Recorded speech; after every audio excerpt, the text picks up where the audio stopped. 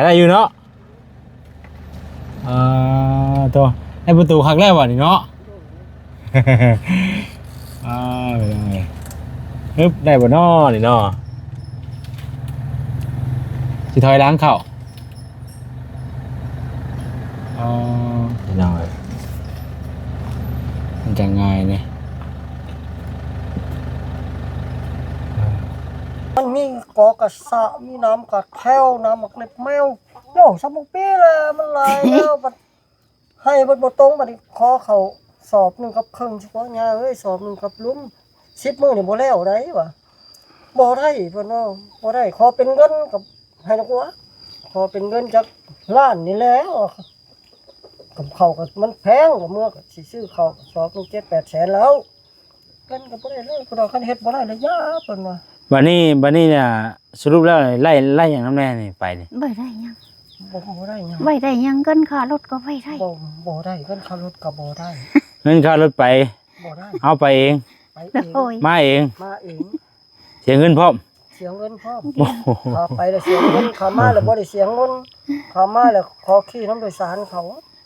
ขอเมื่อนำแน่ลูกเอ้ยไปรับจ้างทำงานพอบ่มีพอเฮ็ดบ่ได้มันบ่ได้เข้ากินบ่มีหยังรถโดยสารเพิ่นละอยู่ต้นไปน่ะ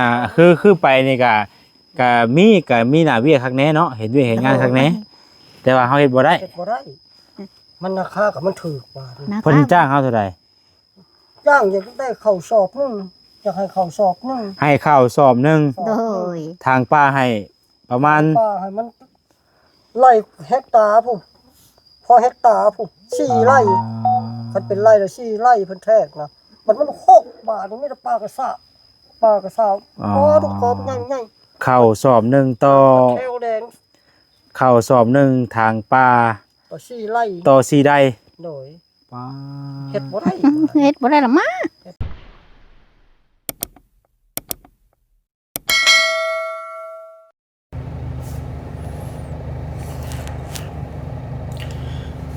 กับสบายดีพ่อแม่พี่น้องเบิดสุขุสู่คนเด้อพี่น้องเด้อพ่อกับซองเบาแสนอีกแล้วพี่น้องเนาะพ่อกันมื้อนี้ก็กำลังจะเดินทางไปบ้านพ่อตู้ต้นย่างพี่น้องเนาะหลังจากที่ว่าห่างหายไปโดนเติบพี่น้องเนาะบ่ได้เข้าไปตั้งแต่ก็อันเทิบเพิ่นออกแล้วพี่น้องแล้วก็บ่ได้เข้าไปเลยเนาะมื้อนี้ก็มีโอกาสได้เข้าไปพี่น้องเนาะเข้าไปเยี่ยมไปยามเนาะเข้าไปเยี่ยมไปยามทางพอตู้ต้นยางก่อนพี่น้องห่างหายไปล้นเติบพอสมควรเนาะบ่ได้เข้าไปหาเรามื้อนี้ก็สิเข้าไปทานไปไทยเพิ่นก่อนพี่น้องเนาะพอกันมื้อนี้ก็สิเข้าไปเยี่ยมไปยามทางประตูต้นยางก่อนเมื่อวานนี้ก็หลังจากที่ไปส่งน้องโอเนาะน้องโอฮอดที่เราซานแล้วก็มื้อนี้ก็บ่ได้ไปรับเพิ่นมาไถนาอีกพี่น้องเนาะก็เบิ่งก่อนเนาะมื้อใดว่างๆถ้าว่าเพิ่นน้องโอเพิ่นบ่มีเวียกมีงานหยังซี่นะแต่จังว่ากันอีกคือนึงพี่น้องทางน้องเพิ่นก็ยังอยากมาอยู่ว่าซั่นนะพี่น้องแล้วก็มุกเข้าใจทางน้องเพิ่นหลายที่มาถ่ายให้ทนาให้พี่น้องเนาะวันนี้ก็สิไปเยี่ยมไปยามทางประตูต้นยางก่อนเนาะซื้อข้าวซื้อน้ำไปให้เพิ่นพี่น้องจังได๋ก็ขอขอบคุณแม่อยู่เมืองอุบลหลายๆเด้อแม่เด้อเนาะที่บ่ลืมเนาะทางประตูต้นยางยังฝากเงินฝากคำฝากสิ่งฝากของหรือว่าซื้อเครื่องซื้อของไปให้ทางประตูต้นยางเนาะก็ขอขอบคุณทางแม่หลายๆเด้อแม่เด้อขออยู่ดีมีแห้งเด้อเนาะสุขภาพแข็งแรงเนาะปราศจากโรคภัยไข้เจ็บทั้งปวงเด้อแม่เด้อเนาะอายุมันก่อนยืนอยู่ดีมีแห้งเนาะพี่น้องไปทางสะก่อนพี่น้องรีจอดรถเปิดคลิปเนาะทางเมื่อเพิ่นก็ฝากเงินมาให้บ่แสนซื้อข้าวเนาะซื้อข้าวซื้อน้ำไปให้เล่าแหละพี่น้องพ ขอบคุณทางแม่เพิ่นหลายๆเนาะที่ยังเบิ่งแยงอยู่พี่น้องเอ้ยที่บ่ลืมตัวต้นยางเนาะทางก็อยากยากในนึงเลยพี่น้องเอ้ยเป็นลงเลงเนาะ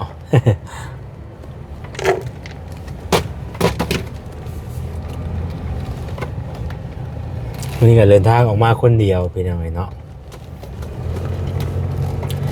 ช่วงนี้ก็แต่ละแต่ละคนก็คือว่าแล้วพี่น้องลงให้ไถนาเนาะเห็นหน้าได้ช่วงนี้ก็ได้ให้ไก่บุเป็นช่วงยามให้ยามหน้าแหละก็ต้องเฮ็ดพี่น้องเนาะทางเขาก็ไปเวียกน้ำแน่แล้วก็แลนไถนาน้ำแน่พี่น้องเนาะคือทางพ่อกับเพิ่นกับบ่มีผู้ไถนาเปลี่ยนคือกันเป็นเอาไปทางพ่อแซนนะครับหน้าสองเถานะครับโอ้จักสิได้ได้ปีนี้ก็ได้เนาะสิว่าจังได้พี่น้องจักสิได้เฮ็ดซ้ำใดได้เนาะ แต่ว่าติดตามกันกันบรรยากาศยามแรงๆออกมาจนค่ำเลยพี่น้องเนาะจนมืดมันมืด พอพิษแต่ขออภัยน้ำลายพี่น้องเมื่อยไถนาอยู่เมื่อวานนี้โอ้ก็เป็นสีเพี้ยเนี่ยเนาะจะเป็นแบบโบช่วงจังไรดอกแบบโบซื่นไปเลยเนาะ ไถนาตอนเฮ็ดกับพ่อเฮ็ดอยู่เลยพี่น้องเนาะบัดเฮาเศร้าเฮ็ดปีกะโอ้ปวดต้นปวดโตระบาดนี่ตอนเฮ็ดนี่กับพ่อเฮ็ดอยู่ใกล้จะหอดบ้านประตูต้นยางเลยถ่ายบรรยากาศให้พี่น้องเบิ่งน้ำกันแบบนี้แหละพี่น้องเนาะเบิ่ง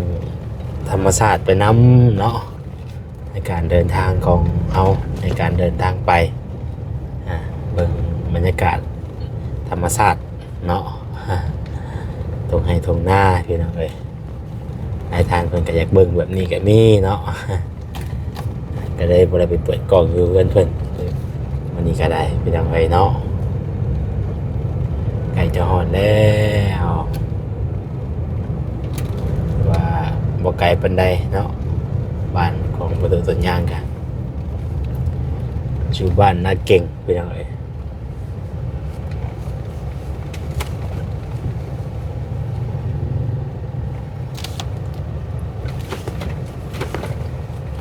ก่จะหอนแล้ว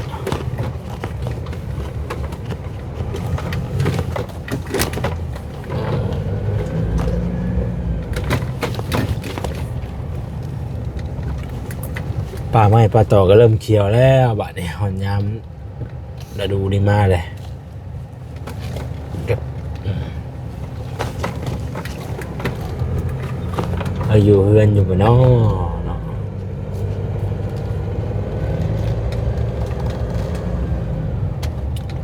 อยู่เฮือนอยู่บ่เนาะประตูต้นยางมาอยู่จำมาจากโอ้อะไรประตูใหม่ได้พี่น้อยเนาะอ๋ออะไรเคยประตูใหม่ได้ประตูต้นยางนี่เข้าไปได้บ่นี่เนาะเข้าไปเลยเข้าไปเฮือนเราเลยนี่คือแล้วกัน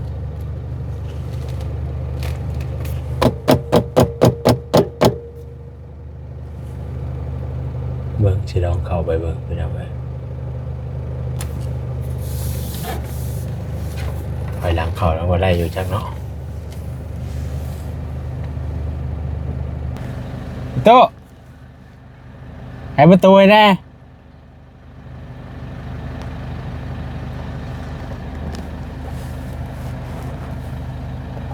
อ๋ออะไรประตูใหม่เลยพี่น้องเนาะขายได้อยู่บ่เนี่ยฮะขายได้อยู่เนาะตัวให้ประตูครั้งแรกว่ะนี่เนาะ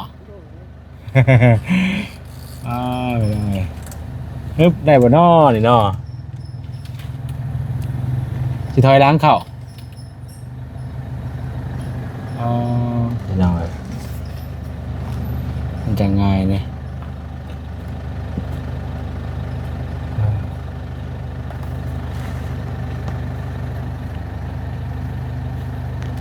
มา อย่าเอาหน้าเอาเลยก็ได้พี่น้องเดี๋ยวแซงขออนุญาตเอารถเก่าก่อนเด้อพี่น้องเด้อวิจูบานอนี่เนาะ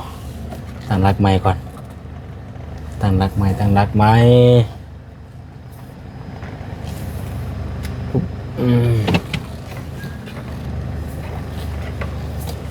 เพราะว่ามีเข่าได้พี่น้องจังจะบ่ได้ย่อไก่เนาะดึกชึบ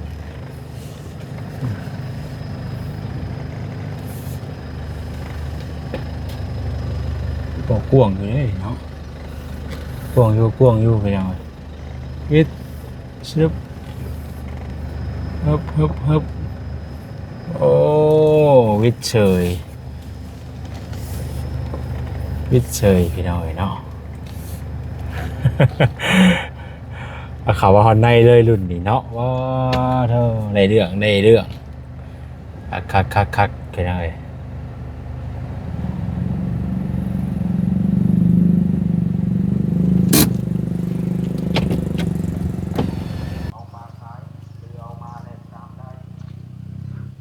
เข้ามาได้แล้วบาดนี้พี่น้องเอ้ยเนาะประตูเพิ่น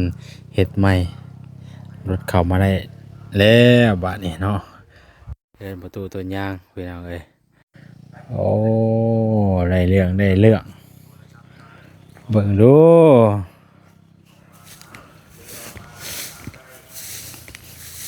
มิตรสมอยมิตรซีดีแท้เนาะสองตู้นี่เนาะโอ้สบายดีเด้อสบายดีเนาะป้าโตใหญ่ครับว่าพี่จะบอบบาทนี่ อยู่พี่นอนนี่เลย นอนอยู่พี่เลยบาทนี่แห้งคักบาทนี่เนาะมันเย็นบ่ มันเย็นมันมากกลางคืนก็ง่ายเห็นแล้ว โอ้คักแล้วจะบาทนี่เนาะตาก็ซับเจน เห็นลุงเห็นบนแล้วล่ะนอนนี่แล้ววะ เบิ่งขออนุญาตเด้อ เลย เธอเนาะบ่ได้มาแต่โดนพี่น้องเอ้ยเนาะโดยเป็นจังได๋อยู่ดีมีแฮงอยู่บ่ โอ้ยดีไม่แห้งเนี่ยลูก อยู่สองตู้ละ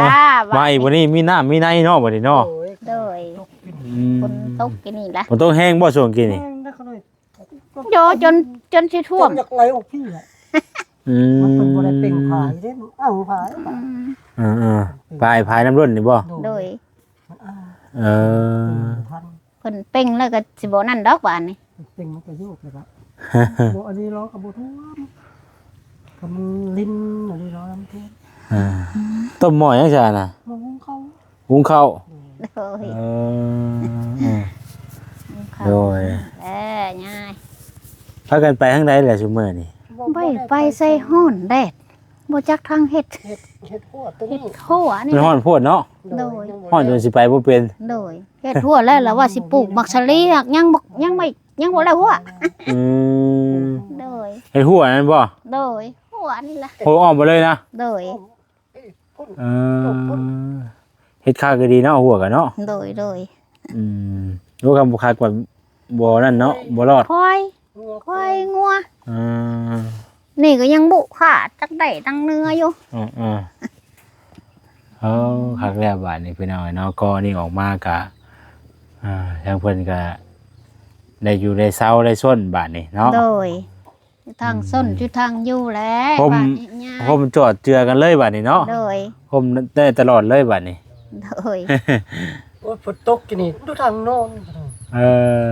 โน้นมันมาทางนี้บัดคาตัวนี้มาที่บัดยังไก่บาดมองโคตรบาดดูทางโน้นแต่ก็หอบแล้วขลุงกะลางล่ะ ตื่นมานี่มีแต่คอยแต่ลูกนะ คอย โดย เป็นเล็กคือคอยแท้ คอยตื่นมาละคอยรถคันใดมาคอย มีแฟนได้มาหา บ่มีง่าย มีไปมามีไปเที่ยวแล้วย่าลูกเลยฉันก็เว่าโอ้ยฉันจักเสร็จบ่ได้ซ้ำๆซิมฉันก็เว่าแล้วผู้น้อยนั่นก็ไปละไปรับจ้างทำงานละไปเลยได้ผู้น้อยนั่นก็ไป ใช่บ่ โดยผู้น้อยผู้ลูกมาเห็นนั่นละไปละ หากินไปกินมันนะว่าแล้วก็ เพิ่นไปเฮ็ดเวียกอยู่ไสบัดเนี่ย ไป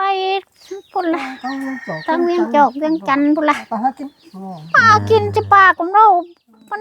บ่จักในเฮ็ดลำเนาะจิ อืม ไป หาได้แม่เอ้ ดี ย แล้วเพิ่นฮู้จักเฮ็ดจักหาแล้วนั่นแหละใครกลัว กุ้มปากเพิ่นเนี่ย ใครกลัวเพิ่นอยู่ซื่อๆบ่ได้คนเฮามันต้องมีประสบการณ์ใหม่ๆหาแนวใหม่ พ่อแม่มันใบกินบาดไปก็ไปบ่ได้ได้ไปบ่ได้บาด ๆอืม มาก็จังยืนทำมาแล้วก็นอน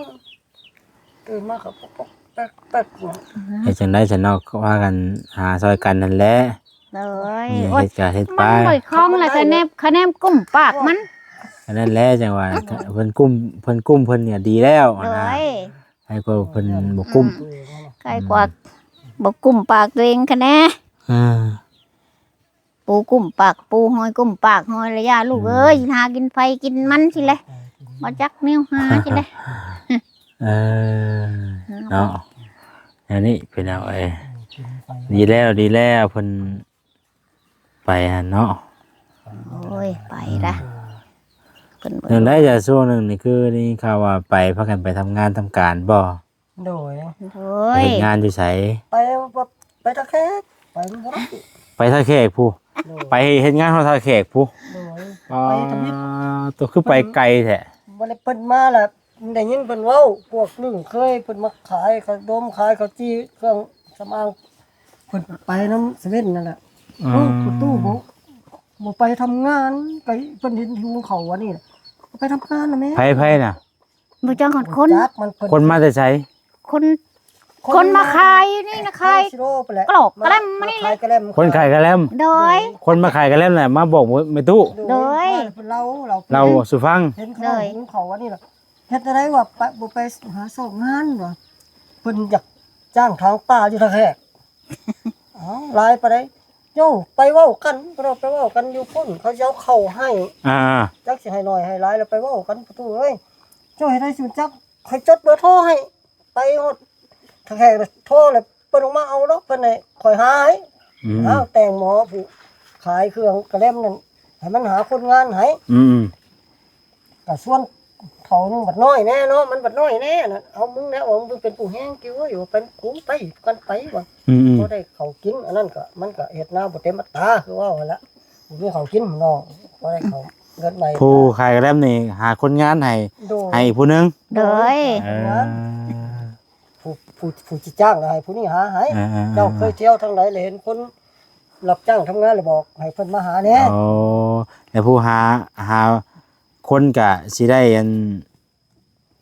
ครับ จากทางนั้นกับทางผู้จ้างหันอีกต่อ ว่าแล้วเขาน้อย อื ก็ ม เข้าใจนะเพิ่นคือว่าเพิ่นบอกกับตื่นมาก็เร็วแล้ว กัน บอกแม่เพิ่นเฮ้ยว่า สั้นก็น้อยว่าป้าต่อไปว่านี่มื้อนี้บ่รอเลยเฮ็ดบ่ได้สิเลย ไปกันเด้อสิเลย เป็นอะไรจังกล้าตัดสินใจไปน่ะ ตัดสินใจไปสิ สิได้ กินว่ามันสิบ่หลายว่ามันสิบ่หกบ่เหลือปานใดก็บ่เฮ็ด ไปเบิ่งนะบ่ไปเบิ่งเห็นแล้ว ไปเบิ่งแล้วเห็นแล้วบัดนี้ไปแล้วมันก็บ่กว้างก็โยกกว้างเติบแล้วกว่าแล้ววงอยู่อันนี้มันมีกอกระสะมีน้ำกระแควน้ำมักเล็บแมวโย่ซับบ่ปีละมันหลายแล้วบัดให้บัดบ่ตรงบัดนี้ขอเขาสอบหนึงกับครึ่งเฉพาะยาเอ้ยสอบหนึงกับลุม10มื้อนี่บ่แล้วได้วะบ่ได้เพิ่นว่าบ่ได้ขอเป็นเงินกับให้นักว่าขอเป็นเงินจากล้านนี่แหล้วกับเขาก็มันแพงกว่าเมื่อก็สิซื้อเขาสอบหนึง7-8 แสนแล้วเงินก็บ่ได้เลยเพิ่นว่าคันเฮ็ดบ่ได้เลยยาเพิ่นว่า วันนี้เนี่ยสรุปแล้วไล่อย่างน้ำแน่นี่ไปนี่ บ่ได้ยัง บ่ได้หยัง บ่ได้ยังเกินค่ารถก็บ่ได้ บ่ได้เงินค่ารถก็บ่ได้ เงินค่ารถไป บ่ได้ เอาไปเอง ไปเอง โอ้ย มาเอง มาเอง เสียเงินพร้อม เสียเงินพร้อม โอ้โห ขาไปแล้วเสียเงินขามาแล้วบ่ได้เสียเงินขามาแล้วขอขี่น้ำโดยสารเขา ขอเมื่อนำแน่ลูกเอ้ยไปรับจ้างทำงานพอบ่มีพอเฮ็ดบ่ได้ มันบ่ได้เข้าวกินบ่มีหยัง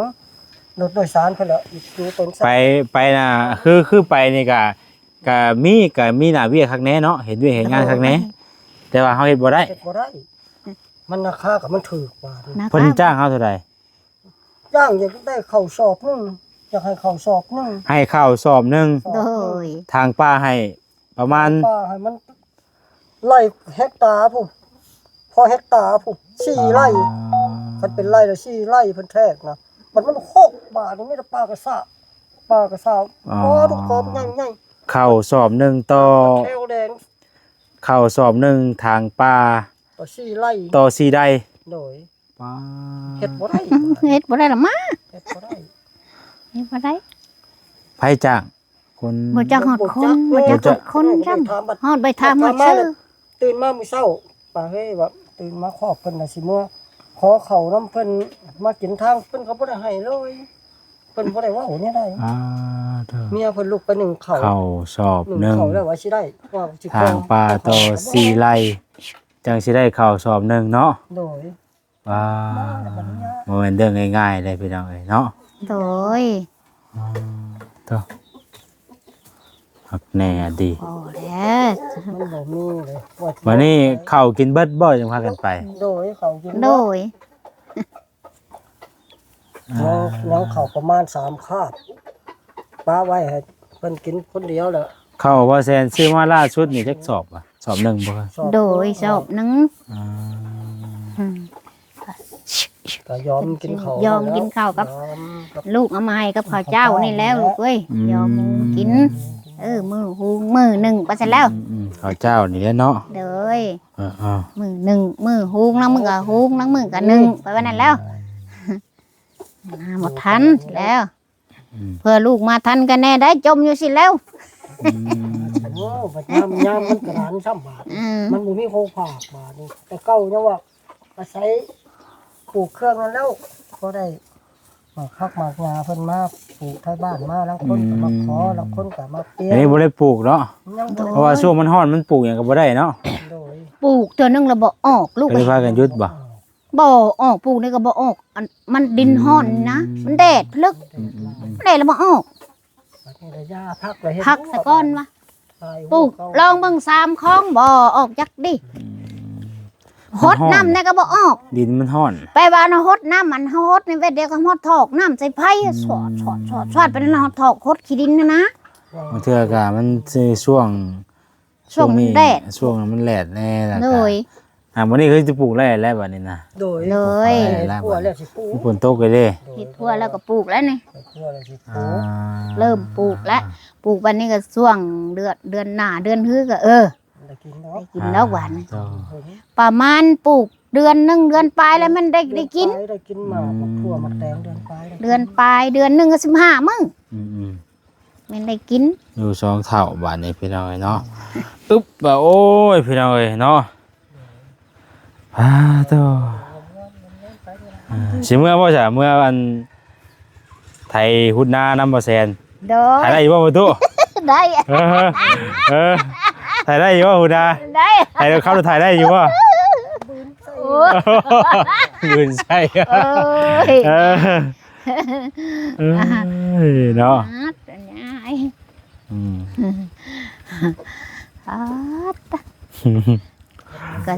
ก็โซนสิไปไทยหุดหน้าพวกเปียงเบรกเสียมจกก็ซื้อก็ยังคาล่มได้ เพิ่นบอกว่ามองเพื่อเพิ่นมองไปทางป่าเพิ่นคือบ่อันจ้างรถบุกเบิกเอาเนาะ โดยโอ้จักน้ำเพิ่นว่าติมันนั่น ทางประเทศทางเป็ดกล่อง ทางอะไรอยากเอารถบุกเบิกเพิ่นว่านะให้ทางสะกอนทางละจูดมันน้ำเขาว่าของน้ำมันน้ำแทงแน่น้ำไปสั่งแน่ คุบปัด น้ำแทงน้ำจะลองคลองโย่ อาศัยเพิ่นผู้น้อยอันนั่นแหละ เขาก็บอกอยากเข้าแล้วบัดนี้คือรถก็ดิ อ๋อ หลายพวกน้ำหลายเลยน้ำหลายเลยมาเฮ็ดบ่ได้ได้แล้ว โอ้ยเพิ่นสิได้ง่ายๆเนาะทางป่านั่นว่าแหละ โอ้ยพังเรามาเล่านะผู้ดีปีนี่ก็บอกแล้วตายแล้วสิเลย แนะนำก็เพิ่นคือว่าแล้วเพิ่นก็หวังดีกับเฮาแหละเนาะ โดย ใหญ่เฮามีเวียกมีงานเฮ็ดเนาะทางนั้นแต่เฮาเฮ็ดบ่ได้แม่นใส่มันแห้งบ่ได้บ่สิโอ้พี่น้องเอ้ยหุงข้าวกินเพิ่นก็ได้เนาะมีอะไรกินแรงบ่นี่ ยังไม่มียังในมือนี้ บ่ได้มีหยังบ่ โดย ไปใส่พี่น้องไว้เนอนเดียวเอาเครื่องเอาของมาให้เพิ่นก่อนนี่มาพี่ไปตู้ โดย มาพี่มารถพี่เนาะ โอ้ย เจ้าพี่น้องเอ้ยไปเนี่ย เป็น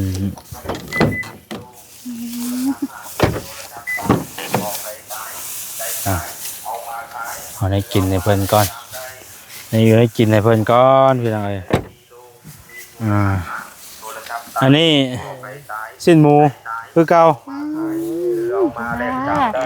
สิ้นหมูกับซี่โครงคือเก่าซีพีพี่น้องเอ้ยเนาะ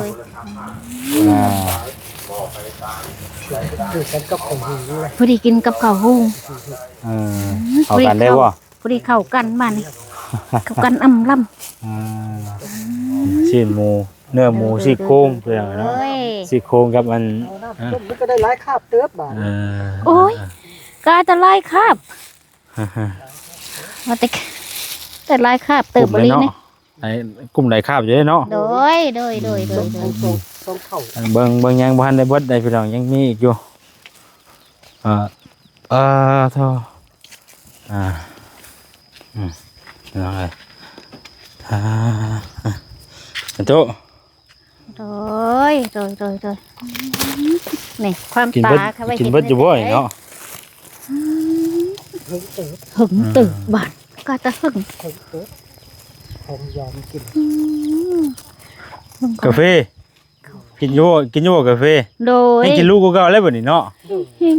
บ้าน ยอมกิน กาแฟก็โยม กินอยู่ว่าปกติกินอยู่บ่ โดยกินขอบยอมแน่ๆนะลูกเอ้ย 2 ถุง มีนมเปรี้ยวไปหน่อยเนาะมีนมเปรี้ยวแล้วก็กับมันว่าขนมวันนี้ขนมยูโร โดย มาตอนไปตู้วันนี้ เอ้ย โธ่เนาะยังบ่ทันได้เบิดได้มาพี่อีกไปตู้ โดย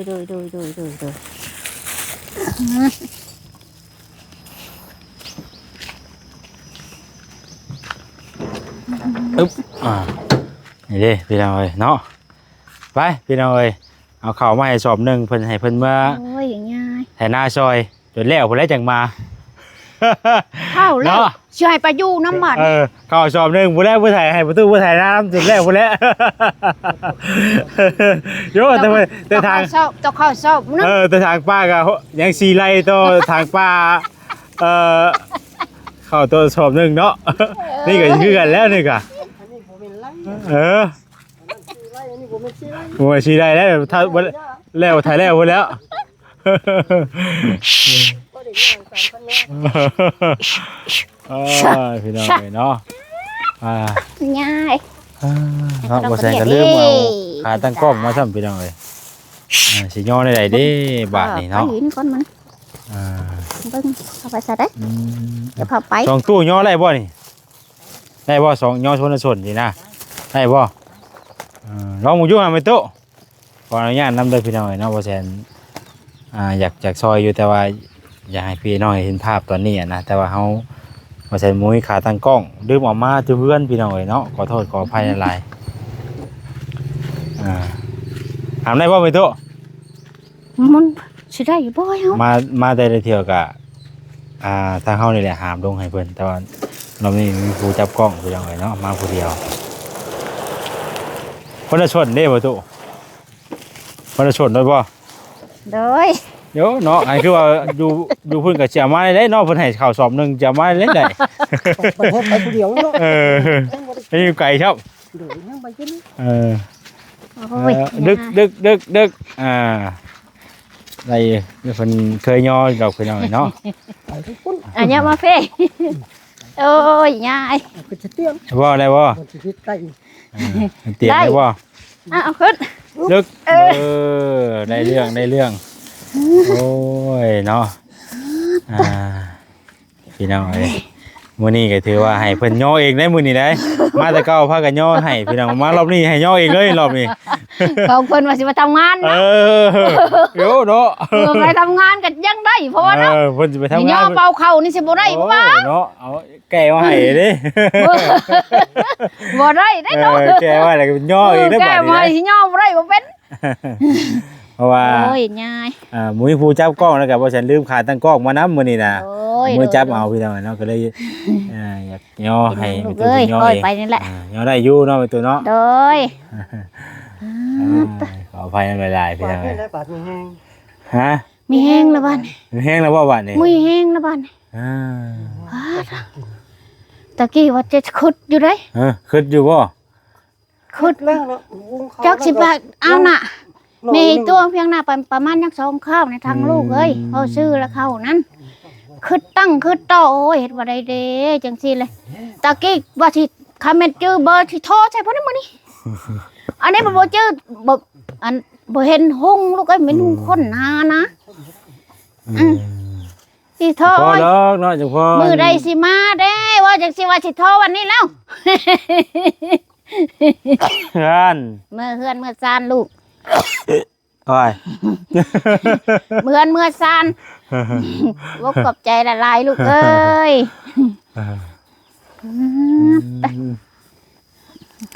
ดีใจนำพี่น้องเนาะ ต้องแห้งระบาด แล้วซื้อนาอยู่ให้กินมาให้เด้อมื้อนี้เด้อซื้อข้าวซื้อน้ำมาให้แล้ว เอ้ยอยู่ดีมีแห้ง จ้ะคือเก่าเด้อเป็น โดย แม่อยู่ทางเมืองอุบลคือเก่า โดย ผู้ที่เพิ่นมาหาเนี่ยเด้อ ลูกเว้ยดีมี แหมทางแม่เพิ่นฝากของพี่น้องที่ถึงมาอยู่ว่าซั่น โอ้ย เอาขอบคุณเพิ่นแน่เนาะโด ขอบคุณหลายๆย่าเอ้ยอยู่ดีมีแห้งเด้อความเจ็บจะได้ความไข้จะมีเด้อยายตุนมันขวัญยืนเด้อเป็นทมโพมใส่ให้ลูกให้หลานเป็นนี่พ่ออีแม่เด้อยาเอ้ยให้อยู่ดีมีแห้งสาธุเป็นอยู่มีแห้งเป็น ได้ข้าวได้น้ำมาอยู่ไว้กินละบาดนี้เนาะ โดยมีแห้งและยายบ้านจ้าทู่แหละ เป็นนมโพห่มใส่ยาเอ้ยเป็นอีพ่ออีแม่นี่แหละให้ลอกคาบกุกกเปื่อยเด้อยาเด้อถูกเนาะ ให้ดีมีแห้งกันยาเอ้ย คือน้องเนาะ ทู่แหละ วันมาจะโดนมาแซงกันตั้งแต่ให้ตัวนี้แล้วเนาะ โดย มา แต่มาก็ไม่หัดอันผักลูกเอ้ยแม่บ่มีของผักจักดิ่งให้ลูก บ่เป็นหยังดอก แม่นอยู่ดอกลูกเอ้ย มาเสียก็สิได้แต่นั้นเนาะ ใบตีลูกหักอยากให้ได้แล้วนั่นมันหักบ่ได้นั่น เป็นหยังดอก ยังไงลูกแล้วมันหักบ่ได้ช่วงมันเป็นยังไงแน่ลูกเอ้ยสั้นก็บ่เว้า มันมีหยังแล้วก็แช่มีตลอดเนาะอีว่าก็ได้ โดยลูกก็อยากให้กินน้ำนี่แหล้วมันหักยังบ่ได้ติตอนนี้เลยลูกจะถูกเลยลูกเอ้ยแห้งละบาด ดีใจนำเนาะ งาเอ้ยดีมีแห้ง มุกดีใจนำหลายๆพี่น้องเอ้ย โดย เบิ่ง เป็นหุ่มพ่อหุ่มไตเป็นอีพ่ออีแม่อยู่นี่แล้วง่ายเลี้ยงเกลือผู้ฆ่านี่แหละ ท่านก็บ่นั่งเข้าสู้เลยกันเลยบาดเบิดบาดนี่เนาะ เจ้าบ่จักแนวเฮ็ดจักจิตว่าได ถึงฝนบ่ตกถึงฝนตกตายถ้าเฮาเนาะแม่เพิ่นก็เว้าแล้วจม ฉันก็เว้าแหละว้าวสิแหละลกเจ้าเขาวัดสิแหละ ไปวัดนี่ เป็นยังไงนั่นแล้วก็เอาเงินให้น้ำพร้อมเด้อแม่เด้อ โดย 200,000เนาะ โอ้ย เป็นยังไงพอได้ ถูกเด่นง่าย นี่เด้อให้ทงให้ทายไว้ตัวนี้เด้อ โดยความเจ็บจะได้ เงินของทางแม่อยู่เมืองอุบลนั่นแหละเด้อ มีเองเด้อง่าย เพิ่นก็เบิ่งแยงมาตลอดเนาะ เบิ่งให้แย่งอยู่นี่แหละเป็นนมโพมใจให้ผู้ขายนี่แหละย่าเป็นอีพ่ออีแม่อยู่นี่ย่าเอ้ยจ้าถูกแหละเป็นผู้ใหญ่ไม่ใจดีอยู่หันแล้วยายจ้าถูกแหละจ้ะตอนนั้นแหละพี่น้องเอ้ยทางเฮาก็มอบข้าวมอบน้ำให้ทางเป็นตู้เพิ่นเป็นที่ห้อยแหละเนาะใช้ถุงไม้น่ะคือบ่พาย แพง แพงโว้ย แพงไว้บักคาไปหันไปนี่ระบบมี บัดไปเทื่อได้ไปบุญไปทานบัดโอ้ยบ่ได้ได้ แพงไงเนาะ เทื่อไปได้แพงไหนนี่บ่เคยได้ เนาะ บ่ได้ได้ เด้อเอาใส่เด้อจังได๋ก็อยู่ดีมีแฮง อยู่ดีมีแห้ง แต่ นะ บ่ ลูก มีหยังหลายพี่น้องมื้อนี้ก็ได้มาเยี่ยมมายามซื้อข้าวซื้อน้ำมาให้เด้อ ของเมียนให้ใจ ได้ขอตัวกลับก่อนบัดนี้เนาะมาคนเดียวพี่น้องบ่ใช่ก็ได้มื้อนี้เนาะ ดีมีแห้งนะลูกเด้อ มาขอไม้หน่อยเด้อ ความเจ็บ เนาะ อย่าได้ความไก่อย่ามีนะลูกเด้อเที่ยวทางไกลมีผู้ถือหาบถ้าเจ้าเด้อลูกเด้อเจ้าอาบน้ำให้ผู้เฮือสีไข่ลูกเลี้ยงลูกขอให้ลูกปากหวานได้ลูกเด้อ เลี้ยงหลานขอให้หลานปากม่วนลูกเอ้ยอยู่ดีมีแห้งนะลูกเด้อเพื่อนทางซานนะลูกเด้ออยู่ดีมีแห้งลูกเอ้ยเลี้ยงลูกยิ่งเต็มภาคข้างในลูกเอ้ยเลี้ยงลูกไส้เต็มภาคเข่าแล้วลูกเด้อ สาธุเนาะ มีแห้งลูกเอ้ยสาธุลูกเอ้ยมาง่าย ทำไมเด้อ ลูกเอารถดีมีแห้งลูกเอ้ยทางซานนะลูกเอ้ย พี่น้องเอ้ยตัวหัวแสนสิออกแนวใดละบาทนี่พี่น้องเอ้ยเนาะกว้างอยู่ต้องเลยถอยหลังออกคือเก่าพี่น้องเอ้ยเนาะเดี๋ยวว่าสิเอาหน้าขึ้นมานี่แล้วก่อนว่าแงกรถเอาหน้าออกรถเนาะ นั่นดอกไม่มีน้ำดอก อ๋อมันมีหยังบ่นี่มีตู้มันมีกระตุงกระตอหยังบ่สิเอารถขึ้นมานี่ปุ๊บแล้วก็เอาหลังลงไปปุ๊บพุ่นนะนี่ให้ประตูมันซับต่อก่อนนี่มันแหลมนี่เพื่อชมว่ารถเขาเหยียบนี่พอดีเข่าเลยนี่นี่เห็นบ่นี่โอ้แม่มันบ่เหยียบเข่าได้ติดรถนี่ปุ้ยอยู่เลยนี่นะมันพอดีเข่าติดรถเลยค่ะห้องเงี้ยกันมีแต่ต่อเดียวนี่แหละที่ว่าเขาเห็นได้กินนะการหันกับบุมีดอกมีตัวเดียวนี่ที่ว่ามันแหลมน่ะพอเขาเหยียบมันเข่าแน่นอนไปหน่อยมันแหลมเลย